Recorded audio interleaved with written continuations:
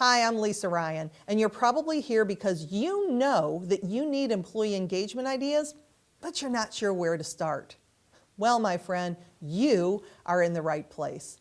Since 2009, I've helped hundreds of organizations develop strategies to keep their top talent from becoming someone else's. Stick around till the end of this video and you'll learn how you can get 100 more tips that you can immediately use. Today's tip: offer training opportunities for both new and tenured employees.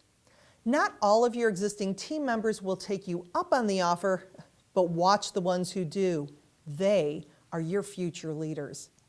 Here are just a few of the benefits of ongoing training. It improves employee morale. Training gives employees the feeling of job security and greater job satisfaction. They require less supervision.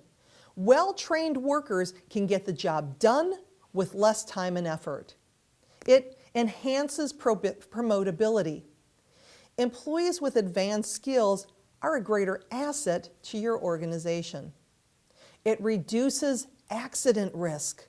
Errors often occur because of a lack of knowledge and expertise required to do the job. Increased productivity.